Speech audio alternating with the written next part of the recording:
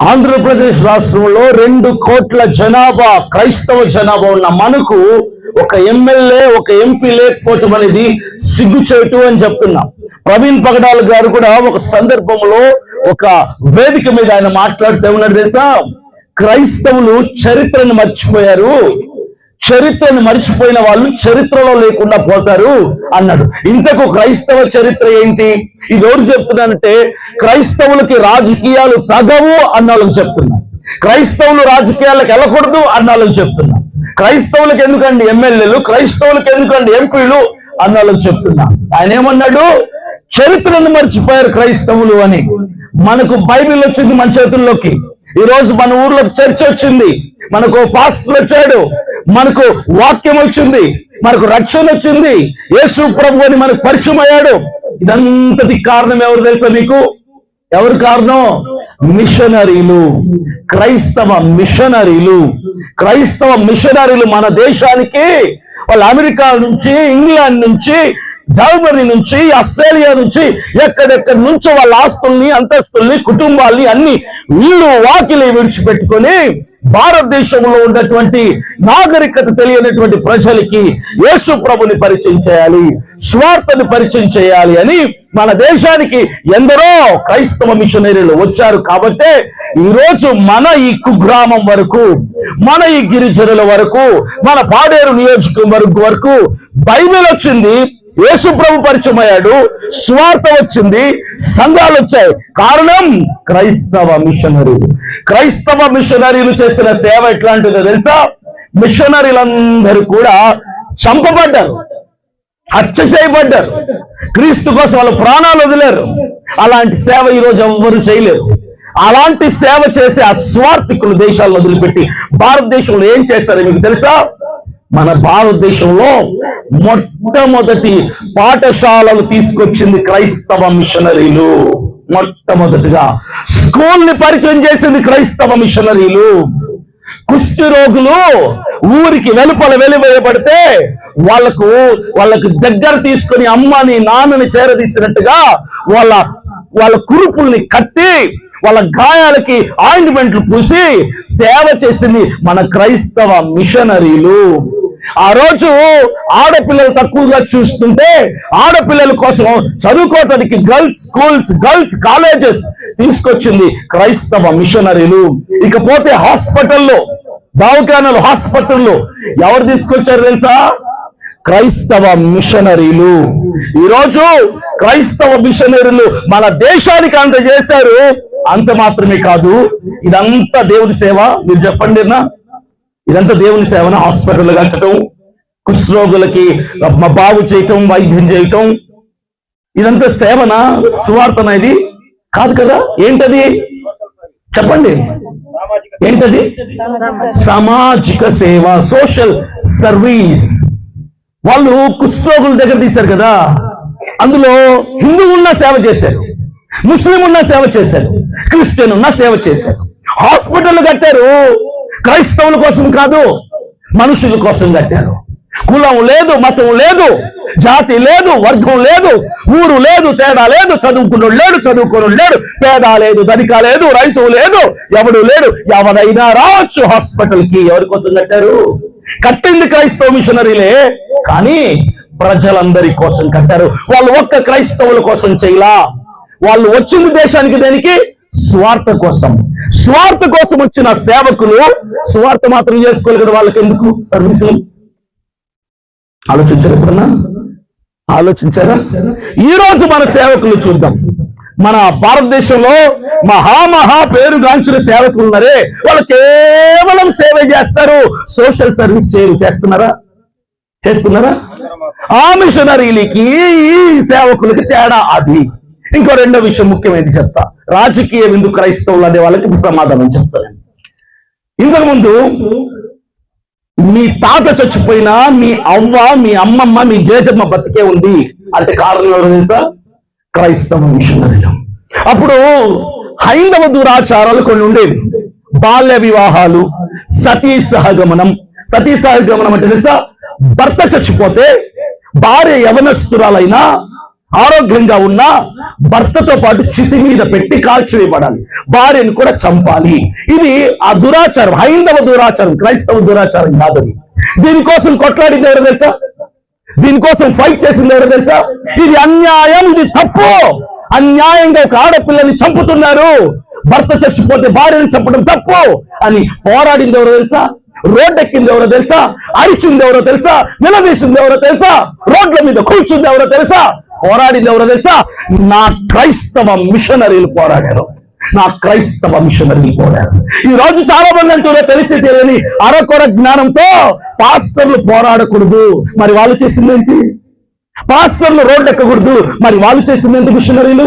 పాస్టర్లు ప్రశ్నించకూడదు, ప్రార్థన చేద్దాం అంటే క్రైస్తవ మిషనరీలకి, మనకు బైబిల్ తర్జుమా చేసిన వాళ్ళకి, 40 భాషల్లో బైబిల్ తర్జుమా చేసిన విలియం కేరీ అని క్రిస్టియన్ మిషనరీకి తెలీదా? స్వార్థికుడు ఫైట్ చేయకూడదు, హిందువులు ఎలా పోతే మాకేమనుకోలేదే. ఈరోజు ఒక చర్చి మీద దాడి జరిగితే ఇంకొక చర్చి పాస్టర్ స్పందించడు. ఒక ఊర్లో క్రైస్తవులు తరిమి కొడితే మరో ఊర్లో ఉన్న క్రైస్తవులు స్పందించరు. ఒక డైలాగ్ నేర్చుకున్నారు, ప్రార్థన చేద్దాం దేవుడు చూసుకుంటాడు.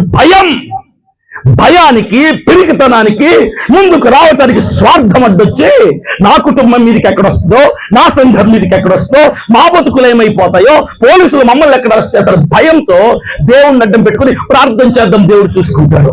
ఆ రోజు క్రైస్తవ మిషనరీలు ప్రార్థన చేద్దాం దేవుడు చూసుకుంటారని చెప్పలా. వాళ్ళ శక్తి లోపం లేకుండా నిస్వార్థంగా వాళ్ళు కష్టపడి పోరాడారు, అన్యాయాన్ని ప్రశ్నించారు. చివరిగా దేవుడు వాళ్ళకి గెలుపునిచ్చారు. ఈరోజు సతీ సహగమనం ఉందా? లేదు. భర్త చచ్చిపోతే భార్యను చంపుతున్నారా? లేదు. నెక్స్ట్ బాల్య వివాహాలు. 60-70 ఏళ్ల ముసలాడికి భార్య చచ్చిపోతే ఒంటరిగా ఉన్న వాడికి తోడు కావాలని 9, 10, 11 ఏళ్ల పసిపిల్లనిచ్చి పెళ్లి చేసేటువంటి దురాచారం కోసం పోట్లాడింది ఎవరో తెలుసా? మన క్రైస్తవ మిషన్. వీళ్ళకెందుకు? స్వార్థకు వచ్చిన వాళ్ళు, బైబిల్ తర్జుమా చేయడానికి వచ్చిన వాళ్ళు, సంఘాలు కట్టడానికి వచ్చిన వాళ్ళు, యేసు ప్రభువుని పరిచయం చేయడానికి వచ్చిన వాళ్ళకి బాల్య వివాహాలతో ఏంటి పని? ఎందుకు తెలుసా? క్రీస్తు రక్తం ఎవడిలో అయితే ఉంటుందో వాడు పరమతస్థులైనా, తన మతస్థులైనా, మనుషులు ఎవరైనా అన్యాయానికి గురవుతున్నారంటే క్రీస్తు రక్తం వాడిని మౌనంగా ఉండనివ్వదు, అన్యాయం కోసం ప్రశ్నించేలాగా సిద్ధం చేస్తుంది. ఆ రోజు అది జరిగింది. ఈరోజు పేరుగాంచిన సేవకులు, 20,000 మంది సంఘం, 1,00,000 మంది సంఘం, 5,000 మంది సంఘం పేరుకి ఒక్క సేవకుడు, ఒక్క పాస్టర్లను చంపుతుంటే, స్వార్థికులను చంపుతుంటే, కరపత్రాలు పంచుతూ పల్లెటూరులో చిన్న స్వార్థికులు రోడ్ల మీదకి వెళ్తున్నప్పుడు వాళ్ళ మీద దాడులు చేస్తుంటే ఒక్క సేవకుడని, ఒక్క పెద్ద సేవకుడని బయటకు వచ్చి ఇది అన్యాయం చూసారు ఎక్కడన్నా అంటూ వాళ్ళు చెప్పే డైలాగ్ ప్రార్థన చేద్దాం దేవుడు చూస్తాడు. మరి మిషనరీ చేయలేదు ప్రార్థన చేయాలి, ప్రయత్నము చేయాలి, పోరాడాలి, ప్రశ్నించాలి, గెలిచే వరకు ప్రాణానికి తెగించి నిలబడాలి. ఇది క్రైస్తవ మిషనరీలు నేర్పించింది. మనం చరిత్రను మర్చిపోయాం. క్రైస్తవ మిషనరీలు భారతదేశానికి ఆసుపత్రులు తీసుకొచ్చారు, క్రైస్తవ మిషనరీలు భారతదేశానికి స్కూళ్లు తీసుకొచ్చారు, క్రైస్తవ మిషనరీలు భారతదేశంలో హైందవ దురాచారాల కోసం పోరాడి సతీ సహగమనాన్ని రద్దు చేశారు, బాల్య వివాహాలను రద్దు చేశారు, ఆడపిల్లకి విలువలు తీసుకొచ్చారు, బ్యాంకులు పరిచయం చేశారు, ఎన్నో ఆధునికమైనటువంటి వస్తువుల్ని పరిచయం చేశారు. గోచలు కట్టుకొని తిరిగే భారతీయులకి సంస్కారం నేర్పించారు, వస్త్రధారం నేర్పించారు, బూట్లు నేర్పించారు, షర్టు ప్యాంటు టక్కు చేసుకోవడం నేర్పించారు, బెల్ట్ వేసుకోవడం నేర్పించారు, మాట్లాడే విధానాన్ని నేర్పించారు, చదువును నేర్పించారు, అనాగరికతలో ఉన్న వారికి నాగరికత ఏంటో నేర్పించారు, సంస్కారం నేర్పించారు. క్రైస్తవ మిషనరీలు ఇంత చేశారు సమాజం కోసం. క్రైస్తవ మిషనరీలు ఈరోజు ఇంత చేసిన క్రైస్తవులు అసెంబ్లీకి వెళ్ళటం తప్ప? చెప్పండి, తప్ప? రాజకీయం తప్పంటే ఓట్లేయడం కూడా తప్పే తెలుసా మీకు? అసెంబ్లీకి క్రైస్తవుడు వెళ్ళటం తప్పైతే అసెంబ్లీకి ఒకరిని పంపించడం కూడా తప్పే. రాజకీయం పాపం అయితే ఓట్లేయడం కూడా పాపమే. మానేస్తారు ఓట్లేయటం. భారత పౌరసత్వ హక్కుని పోగొట్టుకుంటారు, వదులుకుంటారా? అరకొర జ్ఞానంతో, తెలిసి తెలియని జ్ఞానంతో బైబిల్ కొంచెం చదివేసి రాజకీయాలు తప్పు, ప్రశ్నించడం తప్పు, పోరాడడం తప్పు, అన్యాయం జరిగితే మనం మాట్లాడడం తప్పు, మౌనంగా ఉందాం. జవహర్ లాల్ నెహ్రూ గారి దగ్గరికి కొత్తగా రాజకీయాల్లో అడుగు పెట్టిన వాళ్ళు కొంతమంది వెళ్ళి, అయ్యా రాజకీయాలు మాకు అర్థం కావటం లేదు, కాస్త ట్రైనింగ్ ఇవ్వండి అయ్యా అని అడిగారట. అడిగితే జవహర్ లాల్ నెహ్రూ గారు ఏం చెప్పారట తెలుసా? చర్చిలు ఉంటాయి, క్రిస్టియన్ చర్చెస్ ఉంటాయి, ఆ క్రైస్తవ మందిరాలకు వెళ్ళండి, రాజకీయం అంటే ఏంటో అక్కడ అర్థమవుతుంది మీకు అన్నాడట. అసలైన రాజకీయం ఎక్కడుందో తెలుసా? పార్లమెంట్ లో లేదు సార్, అసెంబ్లీలో లేదు సార్, మన క్రిస్టియన్ చర్చిల్లో ఉన్నాయి అసలైన రాజకీయాలు. అసలైన పదవుల కోసం కొట్టుకొని చచ్చేది మన క్రైస్తవ చర్చిల్లో. పెద్ద పెద్ద మెయిన్ లైన్ చర్చిల్లో పేర్లు చెప్పండి, నేను పొడుచుకుంటున్నారు. ప్రభుత్వం వచ్చి సంఘాలకి సీలేస్తున్నారు పదవుల కోసం, డబ్బుల కోసం. కోట్ల కానుకలు వస్తుంటే ఆ డబ్బులు ఎవరికి వెళ్తున్నాయో అర్థం కాని పరిస్థితి. ఇలాంటి పరిస్థితి ఈరోజు నెలకొంటుంది. ఇంత వ్యతిరేకత క్రైస్తవుల మీద ఉంది. క్రైస్తవులు ఒక్క రోజుకొక క్రైస్తవుని చంపుతున్నారు. మీకు తెలుసది? నేను ఒక్క మాట చెప్తా, ప్రభుత్వం చెప్పే లెక్క ప్రకారం నేను ఒకటి చెప్తా. ఇక్కడ క్రైస్తవులు ఎంతమంది ఉన్నారు ఒక్కసారి చేయటం చూద్దాం. ప్రభుత్వం ఏమంటుంది తెలుసా? చేతులు ఎత్తున్న వాళ్ళు ఎవరు క్రైస్తవులు కాదు, మైకులో గట్టిగా మాట్లాడుతున్న అభినయ్ దర్శన్ కూడా క్రైస్తవులు కాదంటుంది. నేను క్రైస్తవుని కాదట, మీరు క్రైస్తవులు కాదట. ఎందుకు క్రైస్తవులు కాదు? ఏమైంది సార్? మేము చర్చికి వెళ్తున్నాం, బైబిల్ పట్టుకున్నాం, బాప్టిస్ట్ తీసుకున్నాం, మేము యేసు ప్రభుని ఆరాధిస్తున్నాం, ఎందుకు మేము క్రైస్తవులం కాదంటే, ఎస్టీ అని మీకుంది కదా, మీరు ఎస్సీలు కదా, మీరు ఎస్టీలు కదా, కాబట్టి మీరు క్రైస్తవ్యాన్ని స్వీకరించిన తర్వాత బీసీల్లోకి మారితేనే మీరు క్రైస్తవులు అవుతారు. ఎస్టీలు ఎవరు క్రైస్తవులు కాదు అంటున్నారు. ఒక్కరికి చెప్పండి, ఇక్కడ ఎవరికైనా బీసీ ఉందా? యేసు ప్రభుని నమ్ముకుంటేట కులం మారిపోయిద్దట, కులం మార్చుకోవాలట. అభినయ్ దర్శన్ ఎస్సీ మాల, ఇక్కడున్న మీరందరూ ఎస్టీలు, ఒక్క బీసీ ఉన్నాడు ఇక్కడ. ప్రభుత్వం ఏమంటుంది తెలుసా? మీరందరూ క్రైస్తవులు కాదు, మీరు హిందువులు. ఈ లెక్క ప్రకారం వేసి రాష్ట్రంలో 2% క్రైస్తవ జనాభా ఉందంటారు. 2%. ఏ లెక్క ప్రకారం? బీసీసీల లెక్క.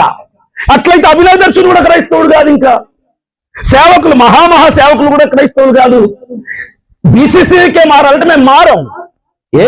క్రైస్తవ్యం స్వీకరిస్తే మా వెనుకబాటు తనం పోతుందా? మాకు రిజర్వేషన్లు తీసేస్తారు మీరు? ఈ రోజు ఈ గ్రామంలో ఇంకా పెంకుటిల్లు, గుడిసెలు ఉన్నాయి. యేసు ప్రభు నమ్ముకోగానే మాకు బిల్డింగ్లు కట్టించేస్తారు మీరు?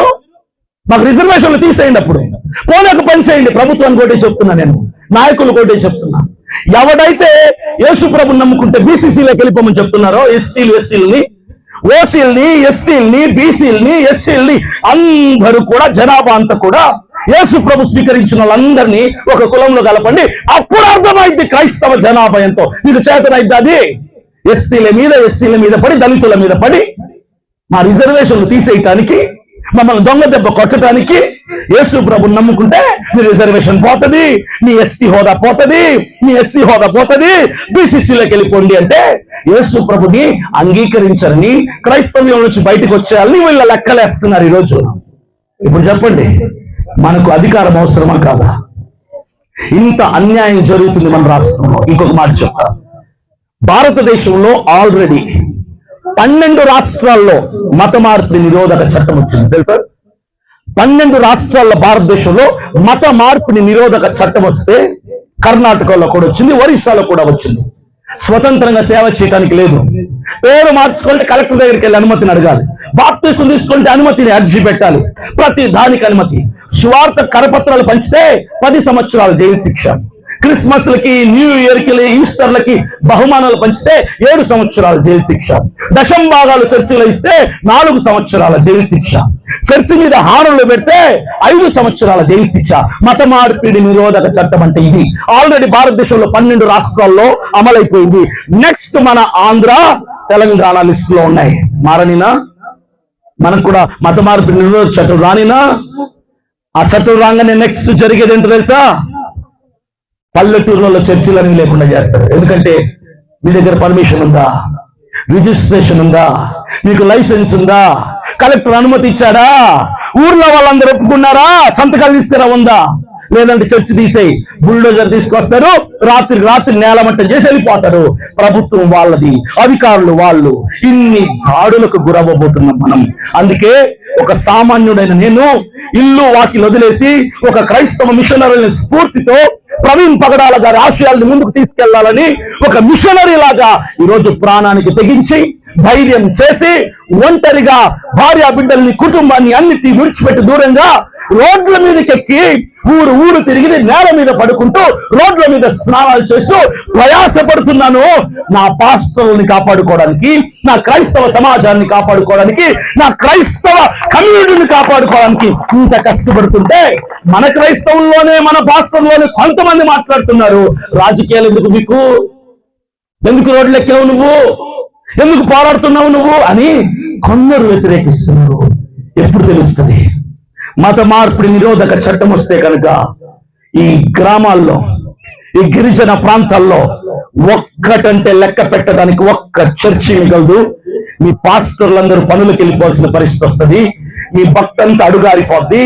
ఎక్కడి నుంచి అయితే వచ్చారు తిరిగి అక్కడికే వెళ్ళిపోయేటువంటి దుస్థితి ప్రభుత్వం తీసుకురావడానికి ప్రణాళికలు చేస్తున్నారు. జరా జాగ్రత్త. ఇప్పుడు చెప్పండి, నా స్వార్థం ఏమైనా ఉందా ఈ పోరాటంలో? అవసరమా కాదా? ఇప్పుడు మనకి ఎమ్మెల్యే. మీకు ఒక డౌట్ రావచ్చు, అన్నా మనకు జగన్మోహన్ రెడ్డి గారు ఉన్నారు కదా, జగన్మోహన్ రెడ్డి మా అన్న. జగన్మోహన్ రెడ్డి ఏ ఊరో తెలుసా? కడప, పులివెందుల. అభినయ దర్శన్ ఎవరో తెలుసా? కడప. ఆయనది కడపే, నాది కడపే. జగన్మోహన్ రెడ్డి గారు నాకు బంధువు అవుతాడు. ఆయనంటే నాకు ప్రేమ, అభిమానం, ఇష్టం. రాజశేఖర రెడ్డి గారంటే అమితమైన అభిమానం, గౌరవం నా కుటుంబం అంతటికి. కానీ ఆయన క్రిస్టియనే, ఆయన చేతుల్లో బైబిల్ ఉంటది. కానీ ప్రవీణ్ పగడాలను చెప్పినప్పుడు ఆయన మాట్లాడాడా? యథార్థంగా ఒప్పుకుందాం, ఇక్కడే తేడా వద్దు. మాట్లాడాడా? పోనీ వైసీపీ తరఫున ఆయనంటే వద్దులే, ఎమ్మెల్యేలుగా ఉన్న వాళ్ళు, ఎంపీలుగా ఉన్న వాళ్ళు కనీసం ఒక్కరైనా మాట్లాడారా? మాట్లాడ. అటు బీజేపీ మాట్లాడక, ఇటు టీడీపీ మాట్లాడక, ఇటు కాంగ్రెస్ మాట్లాడక, ఇటు వైసీపీ మాట్లాడక, ఇంకెవరు సార్ మనల్ని పట్టించుకునేది? ఇక్కడ ఎవరు మన తరఫున మాట్లాడేది? కుక్కల్ని కొట్టినట్టు క్రైస్తవుల్ని కొడుతుంటే ఒక్క పార్టీ, ఒక్క నాయకుడు, ఒక్క వ్యక్తి నోరు తెరవకపోతే నా అలాంటి సామాన్యుడు చూసి విసిగిపోయి ఒంటరిగా రంగంలోకి దిగారు సింహంలాగా. అడవిలో నక్కలుంటాయి, కోతులుంటాయి, జింకలుంటాయి, కుందేళ్లుంటాయి, తోడేళ్లుంటాయి, ఎన్నో ఉంటాయి. కానీ సింహం ఒంటరిగా ఉంటది. సింహం ఒంటరిగా ఉన్నా కూడా అది అడవికి రాజే. ఈరోజు నేను ఒక్కరిని వచ్చాను. నేను ఒంటరిగా ఉన్నా కూడా నా పైన ఉన్నవాడు, సృష్టికర్త అయిన నా దేవాది దేవుడు ఒంటరిగా ఉన్న నాకు ఘనమైన విజయాన్ని ఇచ్చి వచ్చే ఎన్నికల్లో నా తరపున క్రైస్తవ ఎమ్మెల్యేలని అసెంబ్లీకి పంపించబోతున్నాడు. ఇది జరిగి తీరిద్ది. ఇది సత్యం, ఇది జరుగుతుంది. దీనికోసం నేను ప్రయాసపడుతున్నా. మీకు తెలియదేమో, అభినయ దర్శన్ నాకు 2023 సంవత్సరంలో జూలై 28వ తారీఖున 2 స్టంట్లు వేశారు నా గుండెకి. నేను గట్టిగా మాట్లాడకూడదు, ఎక్కువ నడవకూడదు. ఈరోజు నేను చేస్తుంది ఏంటన్నా, నేను ఏవైతే చేయకూడదు అదే చేస్తున్నా. ఎందుకు తెలుసా?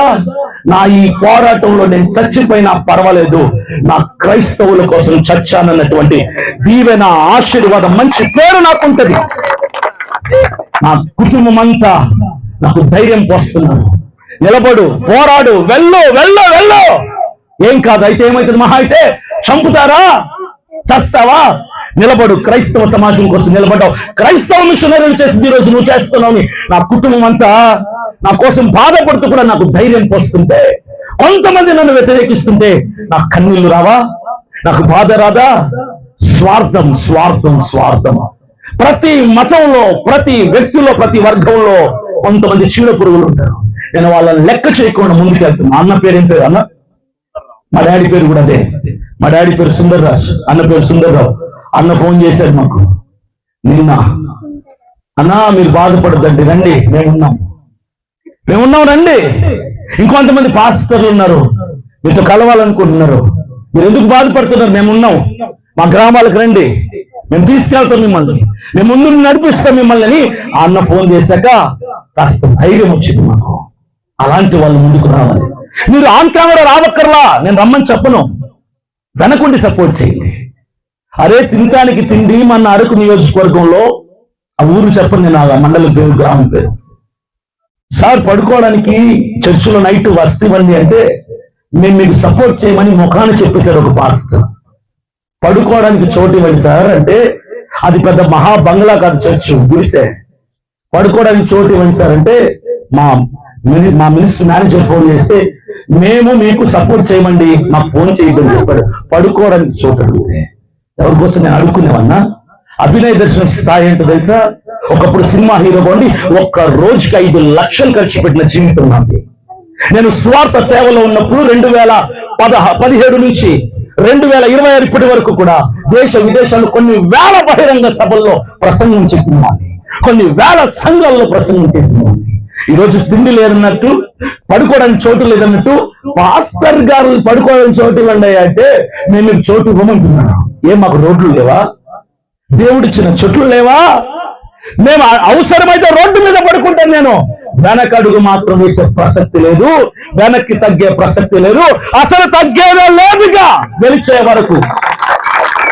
ఈ పోరాటం నా ఒక్కడి కోసం, నా కుటుంబం కోసం అయితే తగ్గేవాదేమో, కానీ రాష్ట్రంలో ఉన్న 2 కోట్ల మంది నా క్రైస్తవ జనాభా కోసం చేస్తున్న ఈ పోరాటం గెలిచే వరకు ఆగదు, వెనకడుగు వేసే ప్రసక్తి లేదు. నా ఊపిరి ఆగే వరకు, చివరి శ్వాస వరకు, గెలిచే వరకు నా దేవుడి కృప, మీ అందరి ఆశీస్సులు, మీ అందరి ప్రార్థనలు, మీ అందరి దీవెనలు నా మీద ఉన్నంత వరకు ఎన్ని వ్యతిరేక శక్తులు నన్ను ఆపడానికి ప్రయత్నం చేసినా ఎవ్వరూ నన్ను ఆపలేరు.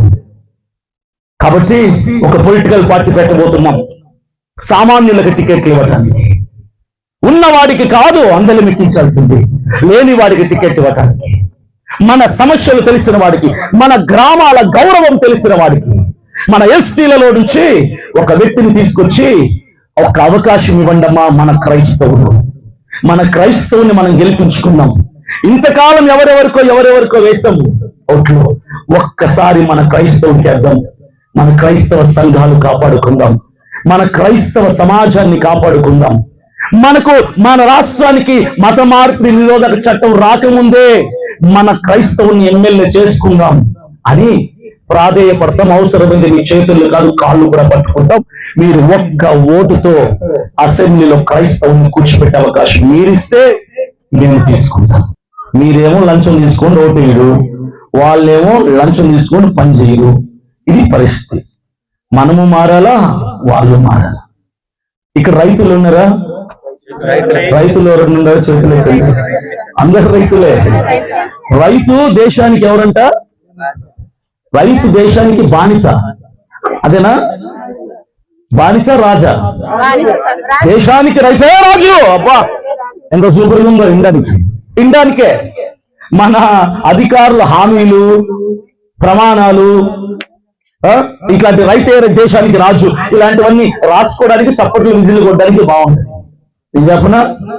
రైతులు బానిసలు అయిపోయారు. ఈరోజు రైతులు బానిస బ్రతుకులు అయిపోయారు. రైతులకి సూసైడ్లు చేసుకుంటున్నారు. కష్టాలు, అప్పులు, ఇబ్బందులు ఈ ప్రకృతి మీద ఆధారపడి, ఎప్పుడు వర్షం వస్తుందా, ఎప్పుడు వర్షం రాకూడదా, ఎప్పుడు ఎండ వస్తుందా అని ప్రకృతి మీద ఆధారపడి బ్రతికే రైతు రాజు అనే అధికారులు బానిసలు చేసి రైతు పండిస్తూ సంవత్సరానికి 2 సంవత్సరాలు 3 సంవత్సరాలకి ఒక్కసారి వచ్చే పంట చేతికి వస్తే ఆ పంట లాభం పొందాల్సిన రైతు నష్టపోతున్నాడు. ఎవడో కొనికిస్తా గొట్టంగాడి మధ్యలో దళారులు వచ్చి రైతులు పండిస్తున్న పంటకి వాడు ధర నిర్ణయిస్తే గిట్టుబాటు ధరలు లేక రైతు కన్నీళ్లు పెట్టుకుంటున్నాడు. ప్రభుత్వం కదా నిర్ణయించాలి గిట్టుబాటు ధరల్ని. ప్రభుత్వం కొనుగోలు చేస్తే ఎలా ఉంటుంది రైతులకి? సొమ్మొకటి సోకొకటి. విత్తనం వేసేది వీడు, నీళ్లు పోసేది రైతు, ఫలించేది రైతు, పంట తీసుకునేది రైతు, లాభం మాత్రం దళారులకి. ఈ వ్యవస్థ కూడా మారాలి. ప్రభుత్వం దృష్టి పెట్టాలి. రైతుల కోసం కాస్త ఆలోచించండి. రైతు లేకపోతే ఈ దేశంలో ప్రధానమంత్రికి, ముఖ్యమంత్రికి, ఎంపీలకి, ఎమ్మెల్యేకి, సినిమా హీరోలకి, స్పోర్ట్స్ స్టార్లకి కూడలేదు.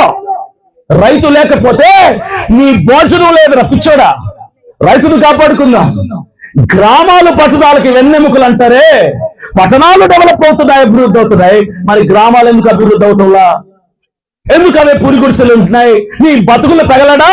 గుడిసెల మీద మేడలు కట్టుకుని బతుకుతున్న బతుకుల మీది ఎప్పుడు రా మా గుడిసెల వైపు చూస్తారు, మా గ్రామాల వైపు చూస్తారు? ఎప్పుడు మా బతుకులు మారేది? ఎప్పుడు మా గ్రామాలు మారేది? గ్రామాలను అభివృద్ధి చేస్తే కదా పట్టణాల అభివృద్ధి అయితే, పట్టణాల అభివృద్ధి అయితే దేశం అభివృద్ధి అవుతుంది. భారతదేశం వెనుకబడ్డానికి గల కారణం ఏంటో తెలుసా నీకు? గ్రామాలు వెనుకబడిపోవడమే. మన భారతదేశం అభివృద్ధి కాకపోవడానికి కారణం ఏంటో తెలుసా? రైతుల అభివృద్ధి కాలేకపోతుంది. రైతుని, గ్రామాన్ని పట్టించుకునే ప్రభుత్వం, పట్టించుకునే అధికారులు వచ్చిన రోజున భారతదేశం నంబర్ 1 పొజిషన్ లో నిలబడుతుంది. ఆ పరిస్థితి రావాలంటే మన ఓటు రైతు కష్టం తెలిసిన వాడికి, గ్రామాల గౌరవం తెలిసిన వాడికి వేస్తే అప్పుడు మనం రాజులం అవుతాం. మన గ్రామాలు పట్టణాలకి నిజంగా వెలుగునిస్తాయి. మన పట్టణాలకి మన గ్రామాలు వెన్నెముకలుగా మారుతాయి. పాడేరు నియోజకవర్గంలో, అరకు నియోజకవర్గంలో, 2 నియోజకవర్గాల్లో కూడా వచ్చే ఎన్నికలు 2029లో బలంగా బరిలోకి దిగబోతున్నాం. నేను ఒకటే సవాల్ విసురుతున్నాం. షర్మిలా గారికి, జగన్మోహన్ రెడ్డి గారికి, చంద్రబాబు నాయుడు గారికి, మోడీ గారికి, మీరందరూ కూడా కోట్ల డబ్బులు పంచకుండా ఓట్లకి నిజాయితీగా దిగండి. రూపాయి పెట్టుబడి పెట్టకుండా, అభినయ్ దర్శన్ కూడా నిజాయితీగా రూపాయి పెట్టుబడి పెట్టకుండా, ఓటుకు నోటు ఇవ్వకుండా రాజకీయ రంగంలోకి దిగుతాడు. ఎన్నికల్లో పోటీ చేద్దాం. ఎవరు గెలుస్తారో, ప్రజలు ఎవరిని గెలిపిస్తారో, ఎవరికి ఓట్లేస్తారో లెక్కలు చూసుకుందాం.